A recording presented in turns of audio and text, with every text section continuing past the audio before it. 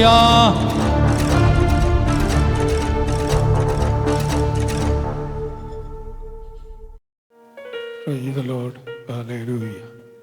எல்லாருடைய முழங்கால் படியிடுவோம், கண்களை மூடுவோம், கர்த்தரை நோக்கி பார்ப்போம்.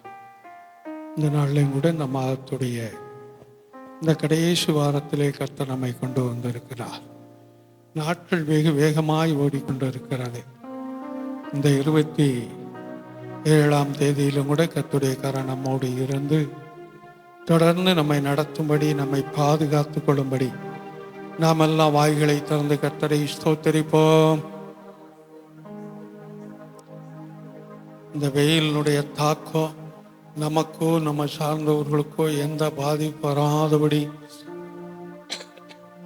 கர்த்தர் பொறுப்படுத்திக் கொள்ளும்படியாய் ஸ்தோத்தரிப்போம். இந்த நாளிலும் வரக்கூடிய பிள்ளைகளை கர்த்தர் சுகத்தோடு கொண்டு வரும்படியாய், பாதுகாப்போடு கொண்டு வரும்படியாய், அவர்களுக்குரிய தூதனை கர்த்தர் உடன் அனுப்பும்படியாய் ஸ்தோத்தரிப்போம். வந்திருக்கிற நம்மோடு ஆவியானவர் தொடர்ந்து பேசும்படி, தொடர்ந்து கிரியை செய்யும்படியாய், நாம் நம்முடைய பலவீனங்களையும் போராட்டங்களையும் ஆவியானவர் தாமே மாற்றி போடும்படியாய் ஸ்தோத்தரிப்போம். கர்த்தர் நல்லவர். தொடர்ந்து இந்த நாளிலும் 55வது சங்கீதத்தை வாசிக்க தேவன் கிருபை செய்திருக்கிறார். 9வது முறையாக இந்த சங்கீதத்தை வாசிக்கிறோம். தொடர்ந்து, அதாவது துரோகத்தினால் பாடுபட்டு கஷ்டப்பட்டு வேதனையில் இருக்கும்போது பாடின ஒரு பாடல். அதாவது விரோதத்தினால் அல்ல, துரோகத்தினால் இவன்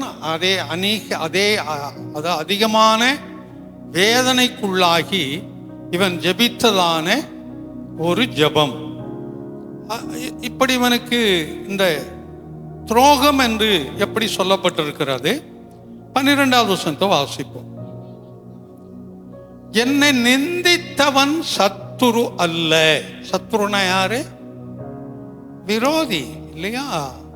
என்னை நிந்தித்தவன், நிந்தித்தனா நமக்கு தெரியும், பலவிதமான செய்த காரியத்தை செய்யல, செய்யாத காரியத்தை செய்த, இப்படி தவறாய் சில காரியங்களை பேசி சொல்வது. ஆனால் என்னை நிந்தித்தவன் யார்? என்னுடைய சத்துரு அல்ல. தொடர்ந்து வரும்போது, அப்படி இருந்தால் சகிப்பேன். நாம் கூட சொல்லுவோம், அவங்க இந்த வார்த்தையை சொல்லியிருந்தா கூட சகிச்சிருப்பாங்க. ஆனா இவங்க சொன்னது நிமித்தம் என்னால சகிக்க முடியல. அவங்க எனக்கு விரோதமா வந்திருந்தா கூட பொறுத்திருப்பேன். ஆனா இவங்க வந்ததுனால்தான் என்னால் என்ன செய்ய முடியல, பொறுக்க. இப்படி நாம் பொதுவாய் சொல்லக்கூடிய காரியங்கள் நடைமுறையில் உண்டு. அதனால அப்படி இருந்தால் சகித்திருப்பேன்.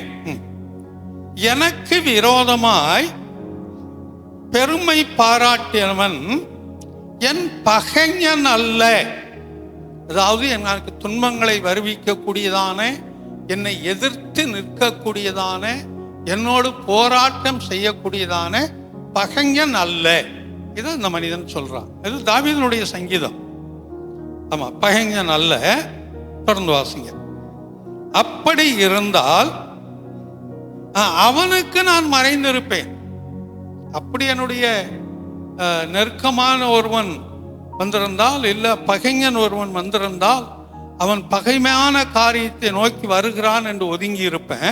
ஆனா அப்படி அல்ல. ஏன்னா நம்ம அடிக்க ஒருத்தன் வர்றான்னு தெரிஞ்சா நாம் என்ன செய்வோம்? ஓடி ஒதுங்கி கொள்வோம். ஆனால் தெரியாமல் வரும்போது நம்மால் என்ன செய்ய முடியாது.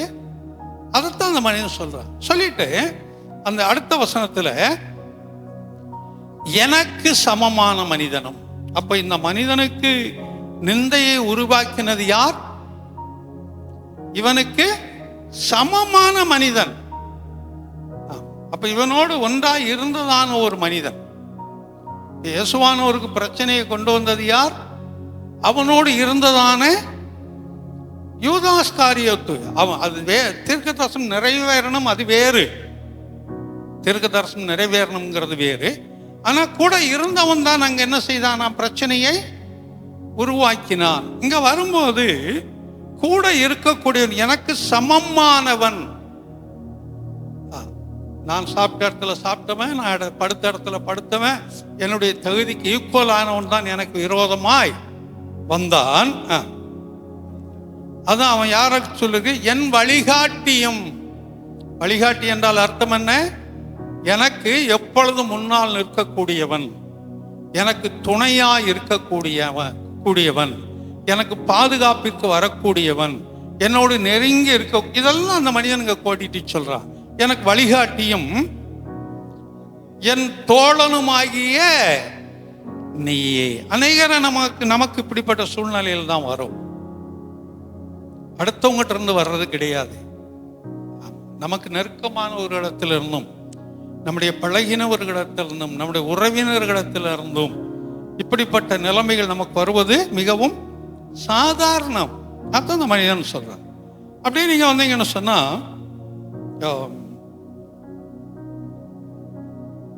21 வாசிங்க. அவன் வாயின் சொற்கள் வெண்ணெய் போல இருக்கும். அவனுடைய வார்த்தைகள் எப்படி இருக்குமா? வெண்ணெயை போல இருக்குன்னா எப்படி இருக்கும்? அது உருண்டையா இருக்குமே அதா, இல்ல கட்டியா இருக்குமே பாட்டில் அதா? ரொம்ப நைஸா இருக்கும். வெண்ணெயை போல என்றால் மிகவும் வழுவழுப்பு தன்மையோடு நைஸா இருக்கும். வெண்ணெயை போல வலிக்கிட்டு போயிடுச்சுமாங்க. அந்த அளவுக்கு அது மிகவும் அந்த சாஃப்ட் தன்மை உள்ளது, ரொம்ப நைஸா இருக்கக்கூடியது. அவனுடைய வார்த்தைகள் எப்படி இருக்குமா? ஆமா, நமக்கு விரோதமா வரக்கூடியவங்க நம்மகிட்ட பேசுற வார்த்தைகளை பாருங்க, அப்படித்தான் இருக்கும். ரொம்ப அமைதியா பேசுற மாதிரி, சிலவேளை குடும்பமா சேர்ந்து அமைதியா பேசுற மாதிரி பேசுவாங்க. ஆனா அந்த குடும்பமா தான் நமக்கு விரோதமா வேலை செஞ்சிருப்பாங்க. குடும்பமா உட்கார்ந்து ரொம்ப அமைதியா பேசுற மாதிரி, ரொம்ப உண்மையை பேசுற மாதிரி நம்மகிட்ட பேசிக்கிட்டு இருப்பாங்க. ஆனா அவங்க தான் நமக்கு விரோதமா கை நீட்டினவங்களாய் இருக்கும். அவங்க தான் நமக்கு விரோதமா ஏத்து வந்தவங்களாய் இருக்கும். இதெல்லாம் அனுபவங்கள், இதெல்லாம் அனுபவங்கள். தொடர்ந்து வரும்போது அவன் இருதயம் யுத்தம். அவன் வாயின் வார்த்தை எப்படி இருக்குதான்? ஆமா, என்னமோ சொல்லுவாங்க, வாயில சக்கரை என்னமோ சொல்லுவாங்க. ஆமா, செய்யறதெல்லாம் என்னமோ ஒரு பழமொழி உண்டு, அது மறந்துருச்சு. அதுக்குள்ள நான் இப்ப கடந்து போல அந்த பழமொழி மறந்துருச்சு எனக்கு. அதனால அந்த வாயின் வார்த்தைகள் என்னவோ மிகவும் அமைதியா இருக்க மாதிரி, நல்லா இருக்கிற மாதிரி, ரொம்ப யோக்கியமா இருக்கிற மாதிரி, ரொம்ப நேர்மையா இருக்கிற மாதிரி அவள் வாயின் வார்த்தைகள் இருக்குது. ஆனா அவங்களுடைய இருதயம் என்னவா? யுத்தம். யுத்தம்னா அந்த பகைமை, அந்த கசப்புகள், இதை வைத்து கொண்டிருக்கிறதா இருக்குது. அப்புறம் அடுத்த வரியில வரும்போது அவன் வார்த்தைகள் எண்ணெயிலும் மிருதுவானவைகள். மேல வெண்ணெய் வலுவழுப்பு தன்மை உள்ளது, கீழே எண்ணெயை குறித்து சொல்லும் போது அது மிகவும் வழுக்கக்கூடிய ஒரு தன்மை. அதான் என்ன போட்டிருக்குது இல்லையே, மிருது, ரொம்ப மிருதுவானது. அந்த எண்ணெய் மிகவும் மிருதுவானது, மிகவும் மெலிதானது. தண்ணீர்ல நீங்க எண்ணெய் ஊத்துனீங்கன்னா என்ன ஆகும்? எது மேல மிதக்கும்? எண்ணெய் மேல மிதக்கும், தண்ணி இல்லை. எண்ணெய் எந்த எண்ணெயை வேணாலும் நீங்க ஊற்றி பாருங்க தண்ணியில, அதுல மேல மிதக்கத்தான் அது. சில நேரம் ரசங்கள்ல பாத்தீங்கன்னா மேல திட்டா எண்ணெய் மிதந்துகிட்டு தான் இருக்கும். இப்படி இது அது எண்ணெய் அந்த அவ்வளவு மெதுவானது, மிருதுவானது. அப்போ அவனுடைய நண்பன் அவனோடு இருந்தவனுடைய வார்த்தைகள் எப்படி இருக்குதான்? எண்ணெயிலும் மிருதுவா இருக்குதான். தொடர்ந்து ஆனாலும் உருவின பட்டயங்கள். அந்த ஆனாலும் என்ற வார்த்தை எப்பொழுதுமே முக்கியத்துவம் பெறக்கூடிய நான் சொல்லிக் கொண்டு வர்றேன். அது உருவின பட்டயம். பட்டயம் என்றால் கத்தி, உருவினதென்றால் அறையில், அதாவது அதனுடைய உரையிலிருந்து வெளியிலே எடுத்து பகைமை பாராட்டக்கூடிய ஒன்று. வாசி, இப்படிப்பட்ட மனிதன் தான் இவனுக்கு விரோதமா வந்தான். இந்த சிஸ்டருடைய காரியத்துல சிலர் குடும்பமாய், ஒரு சிலர் அவங்கள குறித்து சில வார்த்தைகளை பேசி இருக்கிறாங்க. தனிப்பட்ட ரீதியில விசுவாசிகளை தான் சொல்றேன், வேற யாரும் சொல்ல. தனிப்பட்ட காரியங்கள் அவங்க மனம் நோகிற மாதிரி சிலர் பேசி இருக்கிறாங்க. சிலர் இமானுக்கு காதுபடும்படியாவே அதை பேசி இருக்கிறாங்க. ஆனா அவங்க எதையும் கண்டுக்கிறதே கிடையாது. அவங்க எதையும் கண்டுக்கிறது கிடையாது. ஆமா, நான் சில இடத்துல பேசும்போது அவங்க தான் என்று எனக்கு தெரிஞ்சுதான் அவங்ககிட்ட பேசுறேன். அதை நான் அவர்கிட்ட காட்டி கொள்றது இல்லை. ஆனா அவ்வளவு நேர்மையா இருக்கிற மாதிரி, அவ்வளவு உத்தரமா இருக்கிற மாதிரி, அப்படியே கட்டி பிடிச்சுக்கிட்டு உட்கார்ந்துகிட்டு இருந்த மாதிரி பேசுறாங்க என்கிட்ட. ஆமா, ஆனா அவங்க என்ன பேசுனாங்கிறது நான் முன்னாடியே ஒண்ணு சொல்லியிருக்கிறேன். ஒரு காரியம் எனக்கு தெரிய வரும்போது நான் உங்கள்கிட்ட பேசுவேன். ஆனா நீங்க நினைச்சு உங்களுக்கு தெரியாது நான் பேசுவேன். ஆனா நீங்க நினைச்சுக்கிறவங்க நான் யாரோ சொல்றேன்னு சொல்லி. ஆனா நீங்க அப்படி என்ன பேசுவீங்க, நான் ஏற்கனவே சொல்லியிருக்கேன். அதான் இப்பவும் சொல்றேன். அப்படிப்பட்ட காரியங்களை நம்ம எச்சரிக்கையாயிருப்போம். நம்ம என்ன செய்வோம்? எச்சரிக்கையாயிருப்போம், ஜாக்கிரதையாயிருப்போம். நீங்க சொல்ற காரியங்கள்லாம் நான் தலையாட்டிக்கிட்டு இருக்கிறேன், நான் ஏத்துக்கிறேன் நீங்க நினைக்கிறீங்க. நீங்க என்ன முட்டாள்னு நினைக்கிறீங்களா என்னன்னு எனக்கு புரியல. ஆனா நீங்க சொல்றதெல்லாம் நான் ஏற்றுக்கொள்வது இல்லை.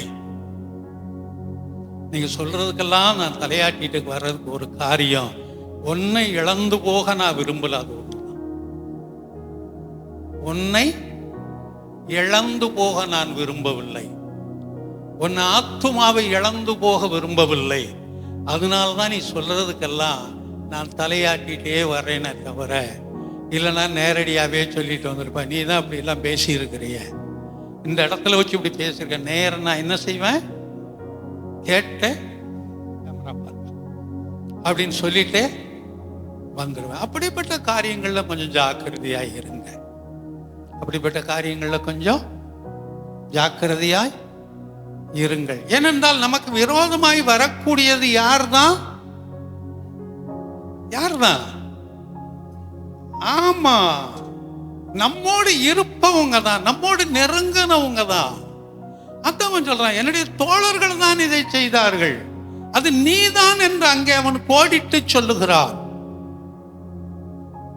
அப்படிப்பட்ட காரியத்திலையும் அவன் கர்த்தருடைய சமூகத்திலே அதை வைத்தான். அது கர்த்தருடைய சமூகத்துல சிஸ்டர் எது சொன்னாலும் அதை கர்த்தர் பார்த்துக்கிடுவார். கர்த்தர் கூட சொல்ல மாட்டேன், கடவுள் பார்த்துக்கிடுவாருமாங்க. அதை கடவுள் பார்த்துக்கிறார், அவர் நீதி செய்கிறவர். இந்த ஒரு வார்த்தை தான் இந்த மனிதனை அங்க செய்தான். 1வது வசனத்தை வாசிங்க. தேவனே, என் ஜெபத்தை கேட்டருளும், என் விண்ணப்பத்திற்கு மறைந்திராதேயும். இவன் ஜெபிக்க கூடியவனாய் இருக்கிறான். தன்னுடைய சத்துரு அல்ல, தன்னோடு அப்பம் புசித்தவனும், தன்னோடு நடந்தவனும், தன்னோடு இருந்தவனும் இவனுக்கு விரோதமாய் வரும்போது இவன் அங்க செய்யக்கூடிய காரியம் என்ன செய்யறான்? தேவனுடைய சமூகத்தில் அதை அறிக்கை செய்கிறான். அப்படியே வரும்போது 17வது வசனத்தை வாசிங்க. 17 வாசிங்க. அந்தி சந்தி மதியான வேளையிலும் நான் தியானம் பண்ணி முறையிடுவேன். அதுக்கு மேல உள்ள வசனத்தை வாசிங்க. நானோ தேவனை நோக்கி கூப்பிடுவேன், கர்த்தர் என்னை ரட்சிப்பார். அல்லேலூயா. தேவனை நோக்கி நான் கூப்பிடுவேன், அவர் என்னை ரட்சிப்பார் என்றால் விடுதலையை கொடுப்பார் என்ற அர்த்தம். என்னுடைய சத்துரு அல்ல, என்னுடைய நண்பன் எனக்கு விரோதமாய் வந்தான், ஆனாலும் அதிலிருந்து அவன் எனக்கு என்ன செய்வான்? அதிலிருந்து தேவன் எனக்கு விடுதலையை கொடுப்பார் அப்படின்னு சொல்லிட்டு தான் கீழே வரும்போது, அந்தி சந்தி மதியான வேளைகளிலும். அந்தி என்றால் என்ன?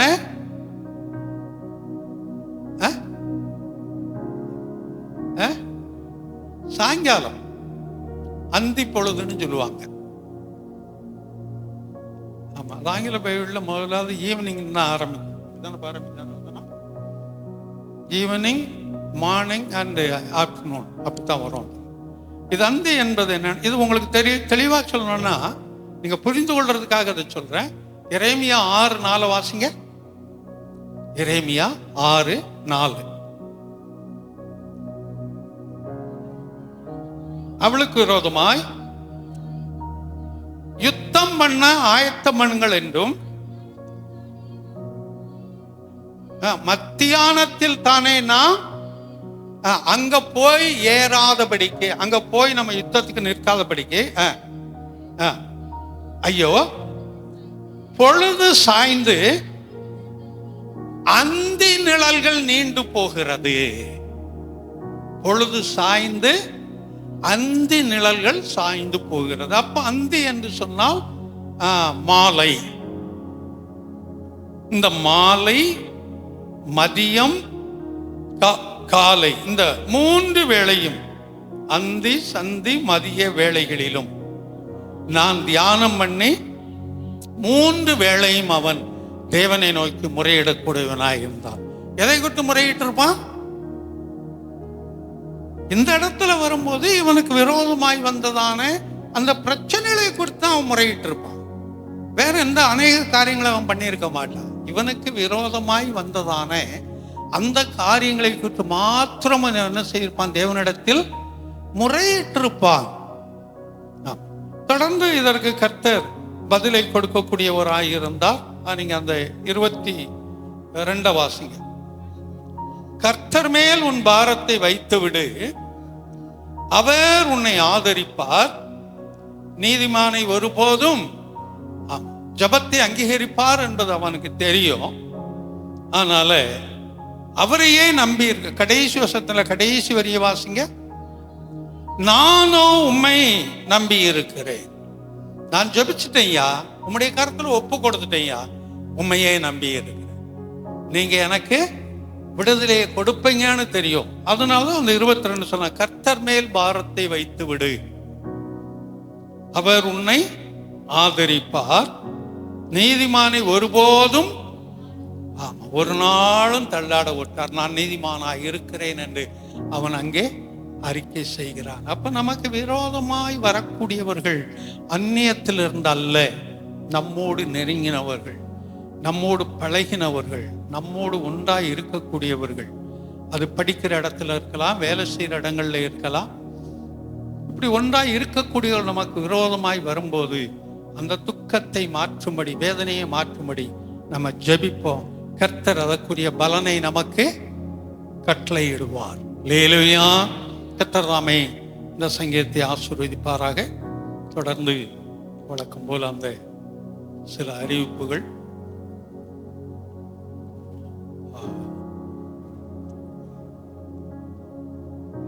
தொடர்ந்து புதன்கிழமை இங்க அந்த ஜெபம் இருக்காது.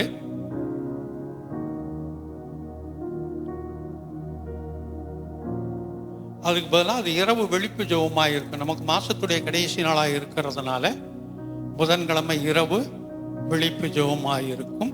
வரக்கூடியவர்கள் அதில் வந்து கலந்து கொள்ளும்படி அன்போடு கூட கேட்டுக்கொள்கிறேன். வெள்ளிக்கிழமை வழக்கம் போல பெண்களுடைய அந்த உபவாச ஜெபம் இருக்கும்.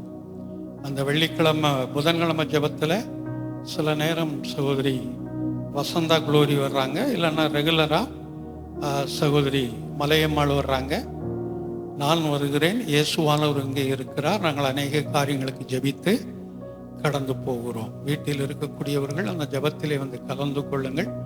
அது உங்களுடைய தனிப்பட்ட வாழ்க்கைக்கும் உங்களுடைய வேலைகளுக்கும் தொழிலுக்கும் ஊழியங்களுக்கும் அது ஆசீர்வாதமாகவே இருக்கும்.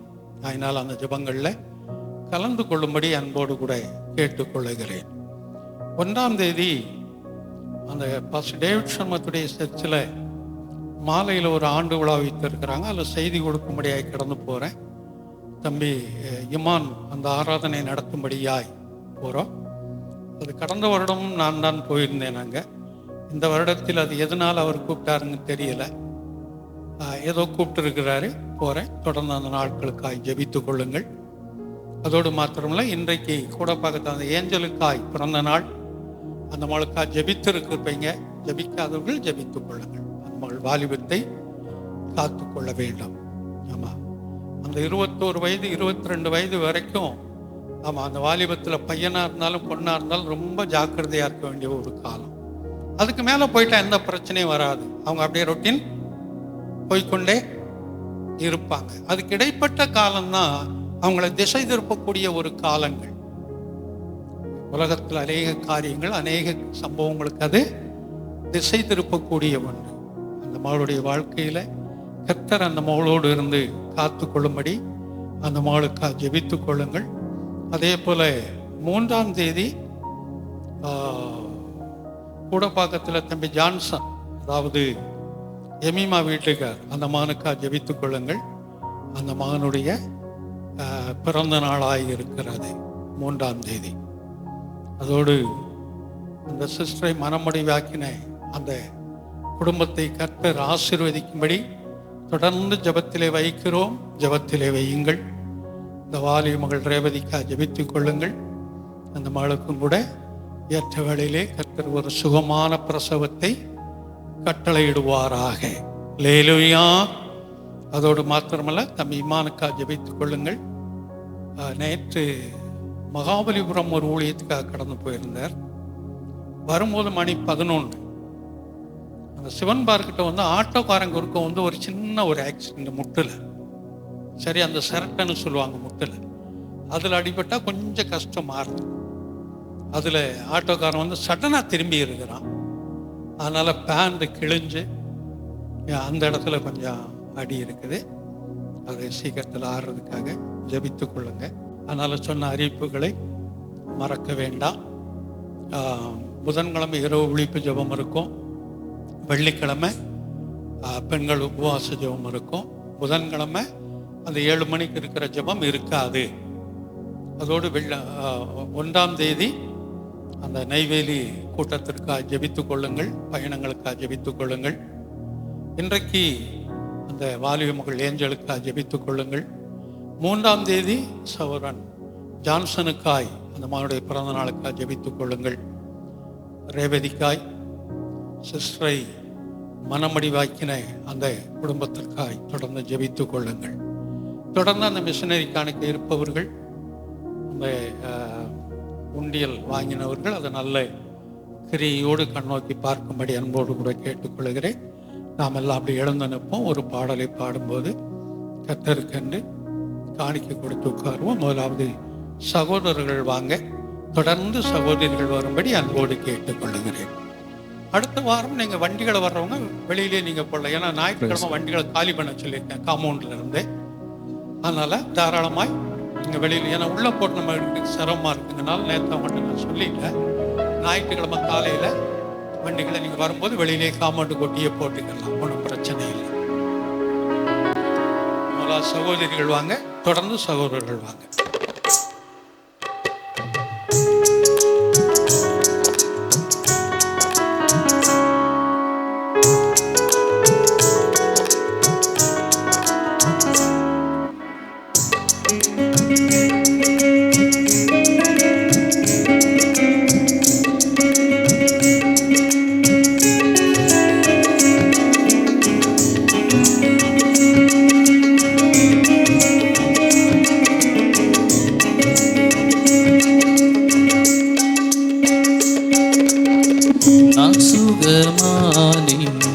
நான் சுகமானே புண்ணியரின் காயங்களா.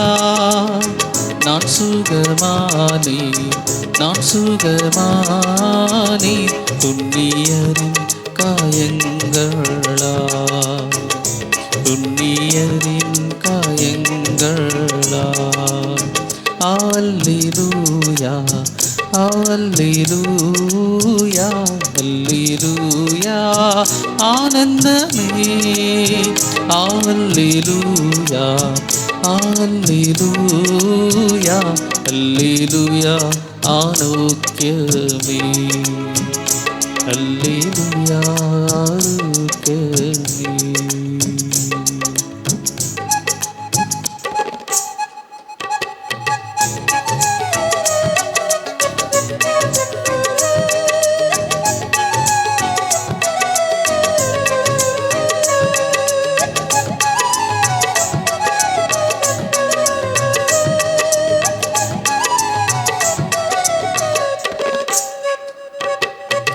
பிள்ளையின் அப்பம் பிள்ளையின் அப்பம் பிள்ளையான எனக்கள்ளோ பிள்ளையின் அப்பம் பிள்ளையின் அப்பம் பிள்ளையான எனக்கள்ளோ பிள்ளையான எனக்கள்ளோ.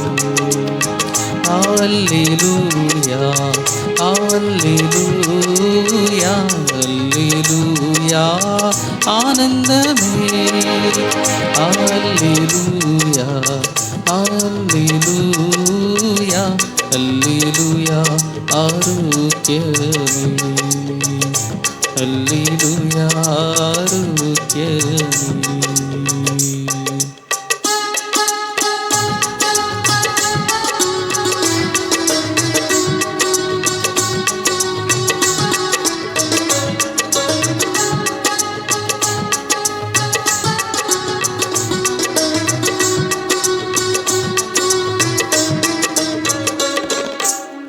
நான் ஏன் சுமப்பேன் நான் ஏன் சுமப்பேன் எந்த நீசு சுமந்த நான் ஏன்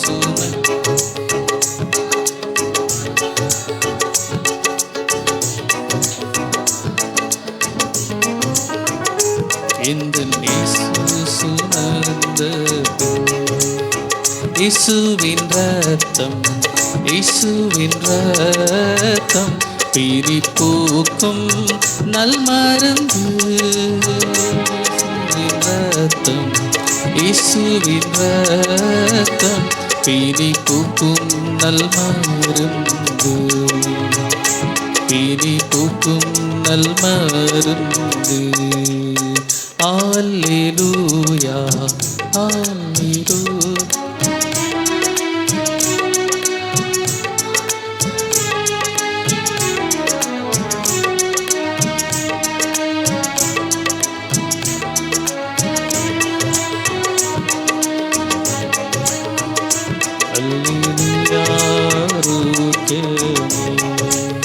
நான் சுகமானேன் நான் சுகமானேன் புண்ணியரின் காயங்களா நான் சுகமானேன் நான் சுகமானேன் புண்ணியரின் காயங்களா புண்ணியரின் காயங்களா. கர்த்தர் நல்லவர். தொடர்ந்து இந்த நாளில் கூட வந்து கலந்து கொண்டு உங்கள் ஒவ்வொருவரையும் இயேசு கிறிஸ்துவினால் நாமத்தினாலே வாழ்த்தி உங்களை ஆசீர்வதிக்கிறேன். கர்த்தர் தாமே வந்திருக்கிற ஒவ்வொருவரையும் ஆசீர்வதித்து பலப்படுத்தி காத்து கொள்வாராக. அல்லேலூயா. அதோடு மாத்திரமல்ல, இந்த நேரலிலே பார்க்க போகிறதான உங்களையும் உயிர்த்தெழுந்த இயேசுவின் நாமத்தினால் வாழ்த்துகிறேன், உங்களையும் ஆசீர்வதிக்கிறேன்.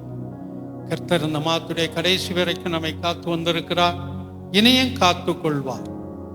அதோடு நாம் கர்த்தருடைய வார்த்தைக்குள்ளாய் கடந்து போவோம்.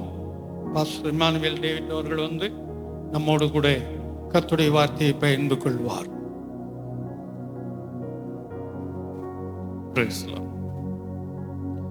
கர்த்தருடைய நாமம் மகிமைப்படுத்தும்.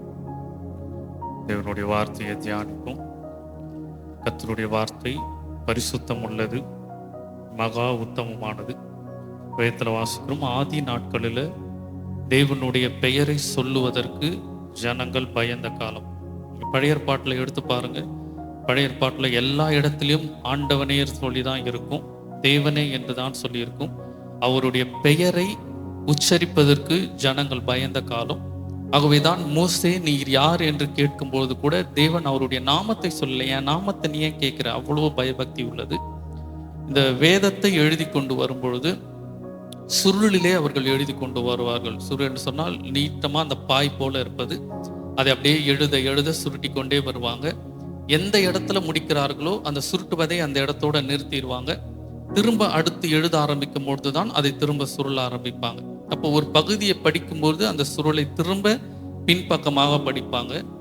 அதில் அந்த வசனங்களையோ தேவனுடைய காரியங்களையோ எழுதி கொண்டு வரும் பொழுது எந்த இடத்துல கர்த்தருடைய பெயரை அவர்கள் எழுதுகிறார்களோ எழுதுகிற அந்த இடத்திலே நிறுத்திவிட்டு அந்த எழுத்தாணியை உடைத்து விடுவார்கள். தேவனுடைய பெயரை ஒரு முறை இப்போ யெகோவா என்று ஒரு பெயரை எழுதுறாங்க என்றால் அதற்கு பின்பு அந்த பெயரை அந்த எழுத்தாணியை உடைத்துடுவாங்க.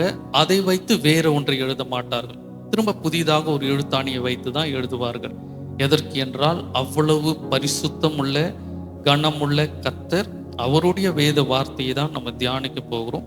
அந்த வேத வார்த்தையை தியானிப்பதனால, நம்மோடு தேவன் இருப்பதனால என்ன நன்மைகள், என்ன ஆசீர்வாதங்கள், எதற்கு வார வாரம் வேத வசனத்தை பிரித்து படிக்கணும், இல்லை வீட்டில் எதற்கு வேத வசனத்தை வாசிக்கணும், எல்லாரும் ஒன்றாய் ஒன்று கூடுகிறோம், ஜெபிக்கிறோம், பாடல் பாடுகிறோம், காணிக்க போடுகிறோம், இப்படியே போயிடலாமே.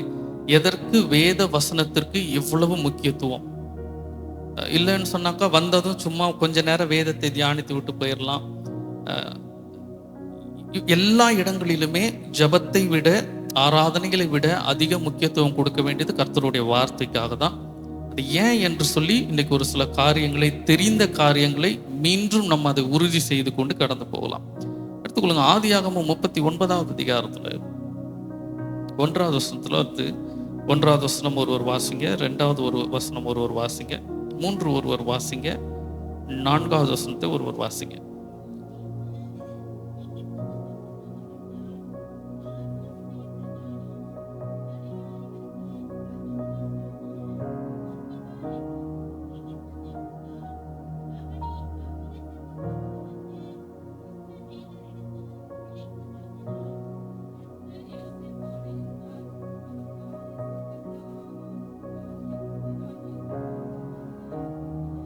இந்த 2 வசனத்துல 2 காரியங்களை பார்த்துப்போம். முதல் காரியம், யோசேப்பு அடிமையாய் இருக்கிறான். 2வது காரியம், கர்த்தர் யோசேப்போடு இருந்தார். 3வது வசனத்தை வாசிக்கலாம்.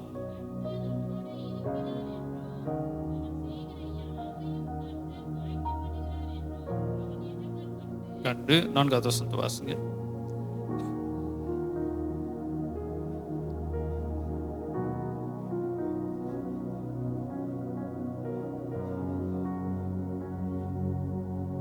இருபத்தி 3வது வசனத்தையும் வாசிக்கலாம். 23 எடுத்து வைத்துக் கொள்ளுங்க. சரி, இப்ப இந்த முதல் இந்த 4 வசனங்களை குறித்து இப்ப பார்ப்போம். முதல் வசனத்துல பார்த்தோம், யோசேப்பு அடிமையாக இருக்கிறான். 2வது வசனத்துல வாசிக்கிறோம், கர்த்தர் யோசேப்போடு இருந்தார் வாசிக்கிறோம். 3வது வசனத்துல வாசிக்கும் போது, கர்த்தர் அவனோடு இருக்கிறார் என்று தெரிந்து அவன் செய்வது யாரையும் வாய்க்க பண்ணுகிறார் என்று 4வது வசனத்துல யோசேப்பினிடத்தில் தயவு வைத்து அவனை தனக்கு ஊழியக்காரனாகவும் தன் வீட்டுக்கு விசாரணைக்காரனுமாக்கி தனக்கு உண்டான யாவற்றையும் அவன் கையில் ஒப்புவித்தான். ஒரு காரியத்தை பார்த்து கொள்ளணும். அடிமையாய் இருக்கிற யோசேப்போடு தேவன் இருக்கிறார். இப்ப இந்த அடிமைக்குரியதான எஜமானுக்குரிய எல்லா காரியமும் யார் இடத்துல ஒப்புவிக்கப்படுகிறது? யோசேப்பின் இடத்துல ஒப்புவிக்கப்படுகிறது. இப்ப நம்முடைய எண்ணம் என்னவா இருக்கும்? கர்த்தர் யோசேப்போடு இருந்ததுனால அவன் அடிமையாய் இருந்தாலும் அவனுக்கு என்ன இருந்தது? எல்லா காரியமும் அவனுக்கு கொடுக்கப்பட்டிருந்தது. ஆனா ஒரு காரியத்தை பார்க்கணும், எல்லா காரியமும் அவனுக்கு கொடுக்கப்பட்டிருந்தாலும் அவன் யார் தான்? அவன் அடிமைதான். இன்னொரு காரியம், எந்த ஒரு காரியத்தையும் இவன் என்ன செய்ய முடியாது, இவனுக்கு என்று சொந்தமாக்கி கொள்ள முடியாது. எல்லாம் இவன் இடத்துல இருக்கு. ஆனாலும் எப்பொழுது வேண்டுமானாலும் எஜமான் என்ன செய்யலாம்? எடுத்துக்கொள்ளலாம். இவன் காரிய சித்தி உள்ளவனாய் இருந்தான். இவன் செய்வதெல்லாம் வாய்த்தது. அப்ப இவன் என்ன செஞ்சாலும் அது நன்மையாய் நடக்கிறது. ஆனால் இதனுடைய பலன் எல்லாம் யாருக்கு தான் போய் சேரும்? எஜமானுக்கு தான் போய் சேரும். இவன் என்ன உழைச்சாலும், இவன் எவ்வளவு உழைச்சாலும், இவன் நல்ல ஒரு வீடை கட்டுறான், இல்லை ஒரு தோட்டத்தை பராமரிக்கிறான், எந்த ஒரு காரியத்தை செய்தாலும் இவன் செய்வது ஒரு நன்மையாய் மாறுகிறது. ஆனால் இந்த நன்மையின் பிரதிபலனை அனுபவிப்பது யார்? இவனுடைய எஜமான் தான். யோசேப்புக்கு மிஞ்சினது ஒன்றுமில்லை. இவன் ஒரு அடிமைதான். எல்லாம் இவங்கிட்ட கொடுத்திருக்கு, வச்சுக்கோ என்று சொல்லி. ஆனால் அது அவனுக்கு உரிமை பாராட்டுவது அவனுக்கு அல்ல. அப்போ கர்த்தர் நம்மோடு இருக்கிறார் என்றால், கர்த்தர் இவனை ஆசீர்வதித்தார் என்றால், இவனுக்குரிய ஆசீர்வாதம் எது? பொருள் இவனுக்கு சொந்தமல்ல. எல்லா இதுவும் பார்த்தது போல எல்லாத்தையும் அவன் கையில ஒப்புவித்து இருக்கிறான். ஆனாலும் அது யாருடையது தான்? எஜமானுடையது, இவனுடையது அல்ல. இன்னைக்கு அநேக இடங்கள்ல பொதுவான ஒரு என்னென்ன இருக்குன்னா, இப்போ கர்த்தர் எனக்கு ஒரு பைக் கொடுத்துருக்காரு. எனக்கு என் நிலைமையை விட கொஞ்சம் கீழே இருக்கவங்க சைக்கிள் வச்சுருக்காங்க. இப்போ என்னுடைய நிலைமை எப்படி இருக்கக்கூடாது, நான் கர்த்தருக்கு உண்மையாக இருக்கிறேன், அதனால கர்த்தர் எனக்கு பைக்கை கொடுத்துருக்காரு. நீ கர்த்தருக்கு உண்மையா இல்லை, அதனால உனக்கு என்ன இல்லை, பைக் இல்லை, அதனால தான் இன்னும் நீ சைக்கிளே ஓட்டிக்கிட்டு இருக்க. இப்படி இப்போ எனக்கு மேலே இருக்கிறவங்க கார் வச்சிருக்கிறாங்க, என்கிட்ட கார் இல்லை. இப்போ நான் என்ன சொல்லுவேன்? ஆசீர்வாதம் எல்லாம் கர்த்தர் கொடுக்கறது இல்லை, பிசாசானவனும் ஆசீர்வாதத்தை கொடுப்பான். உனக்கு வந்திருக்கிறது இந்த ஐஸ்வர்யம் யாரு? ஆண்டவர் கொடுத்தது கிடையாது, ஆண்டவர் போதும்னு மனசை கொடுத்துருக்காரு. இப்படி சொல்றது இது இல்லை. நான் ஏன் சொல்ல வருகிறேன், நமக்கு உலக ஆசீர்வாதம் சைக்கிள் இருக்கோ, பைக் இருக்கோ, கார் இருக்கோ, எது இருந்தாலும் இல்லாவிட்டாலும் கர்த்தர் நம்மோடு இருக்கிறார் என்பதை எதை வைத்து அறிந்து கொள்ள வேண்டும்? யோசேப்புக்கு இருந்ததான விசேஷ குணம் என்றால் அவன் செய்வது எல்லாம் வாய்த்தது. அதுதான் யோசேப்புக்கு இருந்த ஆசீர்வாதம். எனக்கு வசதி இல்லை, எனக்கு வீடு இல்லை, எனக்கு கார் இல்லை, எனக்கு பலன் இல்லை, பணம் இல்லை, நகை இல்லை, இதனால கர்த்தர் என் கூட இல்லை, அப்படி கிடையாது. நம்மளுடைய ஆசீர்வாதம் எது என்றால், நான் ஜெபிச்சா கர்த்தர் அதை செய்து முடிக்கிறார். அதுதான் நமக்குரிய ஆசீர்வாதம். வசனத்துல திரும்ப வாசிக்கலாம். 23வது வசனத்தை இப்ப வாசிங்க. கர்த்தர் அவனோடே இருந்தபடியினால் அவன் எதை செய்தானோ அதை கர்த்தர் வாய்க்கை பண்ணினபடியினாலும் போதும். இதுதான் அவனுடைய ஆசீர்வாதம். அவனுடைய ஆசீர்வாதம் எது? அவன் எது செய்கிறானோ அதை கர்த்தர் வாய்க்கை பண்ணுகிறார். அப்ப நம்முடைய ஆசீர்வாதம் கர்த்தர் நம்மோடு இருக்கிற. ஏன்னா சில நேரம் என்ன நிலைமை வந்துடும், நம்ம ஜெபிக்கின்ற காரியங்கள் நமக்கு நிறைவேறாத பொழுது, கிடைக்காத பொழுது, உலக ஆசீர்வாதங்கள் சில நேரத்துல தாமதமாகும் பொழுது, தடை வரும் பொழுது, கர்த்தர் ஒருவேளை என்னோடு இல்லையோ, மற்றவங்களுக்கு நடக்குது, எனக்கு நடக்க மாட்டேங்குது, அவர்களை விட நான் பரிசுத்தத்துல எப்படி இருக்கேன், நான் சரியா இருக்கேன், ஆனா அவங்கள விட நான் ரொம்ப பரிசுத்தம் சொல்ல முடியாது, ஆனா அவர்களை ஒப்பிட்டு பார்க்கும் பொழுது நான் கர்த்தருக்குள்ள சரியா தான் இருக்கேன், ஆனாலும் என் நிலைமை எப்படி இருக்கு, மாறவே இல்லை, இருப்பதை விட கீழா போகுது. அப்ப கர்த்தர் எனக்குள்ள இல்லையோ, கர்த்தர் அவர்களோடு தான் இருக்காரோ, அப்ப எப்படி இருந்தாலும் ஒண்ணுதானோ, இப்படி அநேக கேள்விகள் எல்லாம் வரும். அதற்கான பதில் தான் கர்த்தர் நம்மோடு இருக்கிறாரா என்பதற்கான அறிகுறி நாம் ஜெபிக்கின்ற காரியங்களுக்கு கர்த்தர் வாய்க்கை பண்ணக்கூடியவர். ஒருவேளை கால் தாமதங்கள் ஆகலாம், நேரங்கள் எடுக்கலாம், ஆனால் முடிவிலே கர்த்தர் காரியங்களை செய்யக்கூடியவர். இந்த உலக பொருள், உலக ஆசீர்வாதம் இது கர்த்தர் கொடுப்பதுதான். கர்த்தர் மாத்திரமல்ல, பிசாசானவனும் கொடுப்பான். இதை வைத்து கர்த்தர் என்னோடு இருக்கிறார் என்று ஒரு நாள் என்ன செய்திட வேண்டாம், தீர்மானம் செய்து விடவே வேண்டாம். நான் தான் சொல்லுவேன், இப்போ திடீர்னு நாளைக்கு ஒரு கார் நான் வாங்கிட்டேன்னா கர்த்தர் என்னோட இருந்ததுனால தான் நான் கார் வாங்கிட்டேன்னு என்ன செய்யக்கூடாது, சொல்லக்கூடாது. கர்த்தர் கொடுக்கிறார். இப்போ கார் வாங்குறவங்க எல்லாம் இப்போ கர்த்தர் கொடுத்தது தானா? அதல்ல.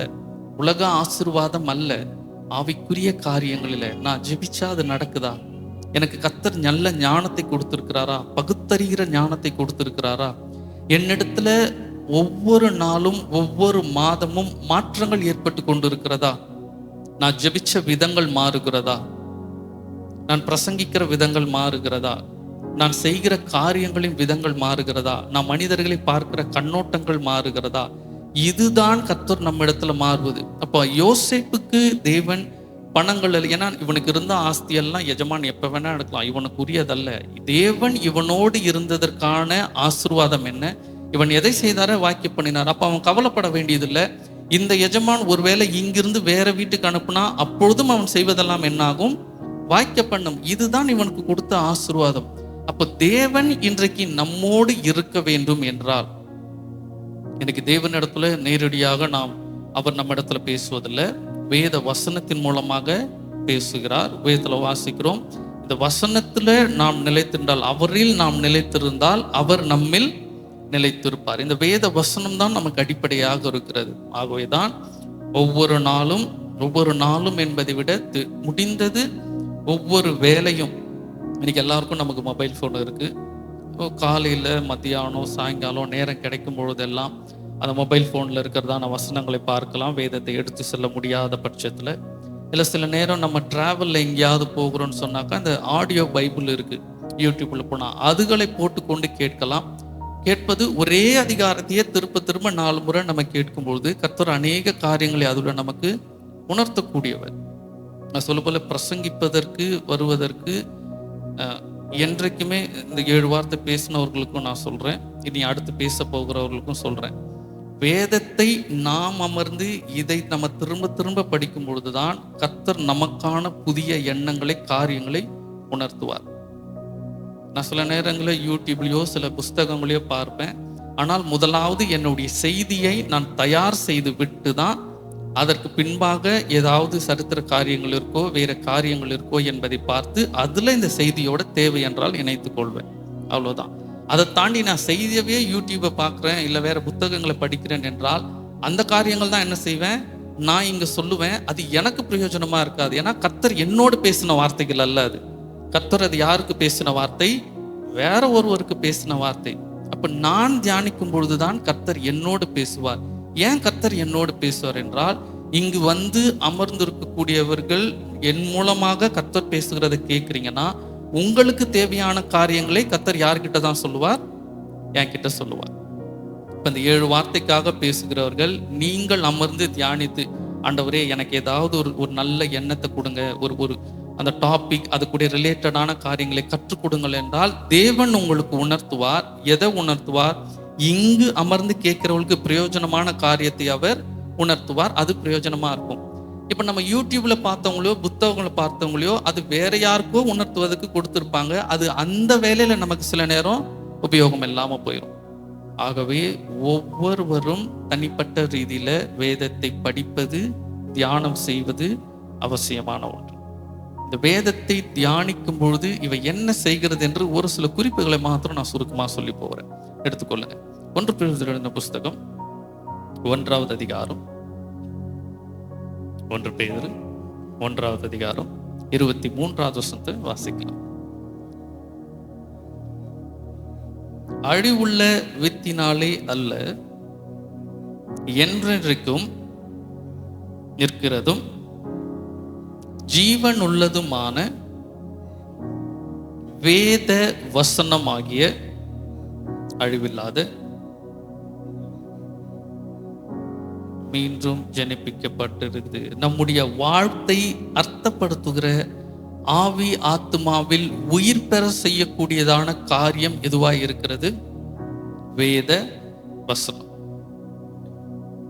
திரும்ப அந்த வசனத்தை வாசிக்கலாம். அந்த பகுதியை மட்டும் வாசிக்கலாம்.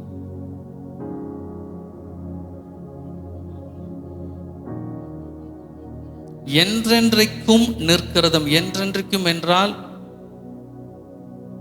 காலங்களை எடுத்துக்கொள்ள வேண்டாம். ஆதி நாட்டில் இருந்தது, இப்ப இருக்கு, இன்னும் எதிர்காலத்திலும் 500 ஆண்டுகள் ஆனாலும் நிற்கும். அந்த கால வரிசையெல்லாம் எடுக்க வேண்டாம். என்றென்றைக்கும் என்று சொல்லும்பொழுது கர்த்தர் சுகம் கொடுக்கிறார் என்ற ஒரு வார்த்தை இன்றைக்கு நிற்கிறது. நாளைக்கு எனக்கு ஒரு பயங்கரமான பலவீனம் வருகிறது, அப்பவும் கர்த்தருடைய வார்த்தை நிற்கிறது. நம்முடைய சூழ்நிலைக்கு ஏற்றாற் போல கர்த்தருடைய வார்த்தை மாறுகிறது அல்ல. கர்த்தர் உன்னை பலத்த ஜாதி ஆக்குவேன், உன்னை ஆசீர்வதிப்பேன் ஒரு வார்த்தை வருகிறது. மறுநாளே வேலையை விட்டு தூக்கிடுறாங்க, ஒரு கடன் ஒரு நஷ்டம் வந்துடுது என்றால் அதிலிருந்து மீட்டெடுப்பதற்கும் கர்த்தருடைய வார்த்தை அந்த சூழ்நிலையிலும் நிற்கிறது. அதுதான் என்றென்றைக்கும் நிற்பது. எல்லா சூழ்நிலையிலும் எல்லா நேரத்திலும் என்றென்றைக்கும் நிற்கிறதும் ஜீவன் உள்ளதுமான வேத வசனங்களுக்கும் நிறைய இந்த மோட்டிவேஷனல் கோட்ஸ் எல்லாம் இருக்கும். அதுக்கும் இருக்கிற வித்தியாசத்தை நான் சொல்றேன். சில காரியங்கள்லாம் அந்த வாட்ஸ்அப், இன்ஸ்டாகிராம், யூடியூப்லலாம் அந்த கோட்ஸ்லாம் இருக்கும்பொழுது நம்மளை அப்படியே பூஸ்ட் பண்ற மாதிரி இருக்கும். உன்னால முடியும், இது நடந்துரும், உலகம் உன்னை ஒரு நாள் திரும்பி பார்க்கும், நீ சாதிப்ப. இதெல்லாம் பார்க்கும் பொழுது இல்லை சில நேரம் உலக பிரகாரமான அறிவுரைகளுக்கும் வேத வசனத்துக்கும் இருக்கிற வித்தியாசம் என்ன என்றால், அந்த வார்த்தைகளை படிக்கும் பொழுது கேட்கும் பொழுது அந்த நேரத்துல ஒரு உற்சாகம் வரும், ஒரு நம்பிக்கை வரும். ஆனால் அது நிறைவேறுமா என்றால் அது நிறைவேறாது. அந்த நேரத்துல எனக்கு ஒரு உற்சாகம் தரும், அவ்வளவுதான். அதுக்கு பின்பு அந்த வார்த்தையினால ஒரு பிரயோஜனமும் இல்லை. எனக்கு அந்த நேரத்துல ஒரு பூஸ்ட், ஒரு சந்தோஷம், அவ்வளவுதான். அது ஒன்றும் இல்லை. ஆனால் கர்த்தருடைய வார்த்தை எப்படிப்பட்டது? அந்த வார்த்தையை நான் ஏற்றுக்கொண்டா நான் ஒண்ணுமே செய்யலனாலும் எனக்காக அந்த வார்த்தை நின்று காரியங்களை முடித்து கொடுக்கக்கூடியது. ஏனென்றால் இந்த வார்த்தை இயேசுவானவராய் இருக்கிறது, அவர் ஜீவனோடு இருக்கிறவர். அதுதான் இங்க வாசிக்கிறோம். வேதத்துல தெரியும், ஆதியிலே வார்த்தை இருந்தது, அந்த வார்த்தை தேவனிடத்துல இருந்தது, அது தேவனா இருந்தது, அது மாம்சமாகி நம்ம இடத்துல வந்தது. இயேசுவானவரை குறிக்கிறோம். அவர் மரித்தார். மரித்ததற்கு பின்பு அந்த வார்த்தை உயிருள்ளதாய் மீண்டும் வந்தது. அதுதான் நீங்க வாசிக்கிறோம். இப்போ உதாரணத்திற்கு நான் நமக்கும் இன்னொருத்தருக்கு ஒரு சண்டை வந்துருச்சு. ஒரு சண்டை வந்ததும் இந்த உலக பிரகாரமா இருக்குமா என்ன சொல்லுவாங்க, கர்மா இருக்கு, அவங்க என்ன செய்தாங்களோ அதை அவங்க செய்வாங்க, நீ கவலைப்படாத அப்படின்னு ஒரு வார்த்தை சொல்றாங்கன்னா அது நமக்கு அந்த நேரத்தில் எப்படி இருக்கும்? ஆறுதலா இருக்கும். சரி, அவங்க நம்ம செஞ்சது செய்வாங்கன்னு. ஆனா அந்த வார்த்தையினால நமக்கு தான் ஆறுதலை தவிர அந்த காரியங்களை நடப்பிப்பதற்கு அந்த வார்த்தை ஒன்றுமே செய்யாது. ஆனா வேத வசனத்தை எடுத்துக்கொண்டோம் என்றால், நீங்கள் சும்மா இருங்கள், உங்களுக்காக நான் யுத்தம் பண்ணுகிறேன் என்று இந்த வார்த்தை எடுத்துக்கொண்டா, இப்ப இந்த வார்த்தை எனக்காக சூழ்நிலைகளிலே கிரியை செய்யக்கூடிய ஒன்றா இருக்கும். இதுதான் மற்ற வார்த்தைகளுக்கும் இந்த வார்த்தை ஜீவன் உள்ளது என்பதற்கும் உள்ள வித்தியாசம். வேதத்தில் வாசிக்கிறோம், கர்த்தருடைய வார்த்தையை கை கொள்ளுகிறவர்களுக்கு அதிக பலன் உண்டு. பலன் என்று சொன்னால் அதனால சம் ரிவார்ட்ஸ், அதாவது ஒரு பிரயாசம், பெற்றுக்கொள்ளக்கூடியதான காரியம் உண்டு. அப்ப முதல் வசனம், இந்த வேத வசனம் எப்படிப்பட்டதா இருக்கிறது? ஜீவன் உள்ளதா இருக்கிறது. ஒரு காரியத்தை வாசிக்கலாம். மார்க் எழுதின புஸ்தகம் 5வது அதிகாரத்துல 21 23 வரை வேதத்தை படிக்காதவர்கள் ஒவ்வொரு வசனமாக படிங்க. மார்க் 5வது அதிகாரம். கடற்கேரி வந்து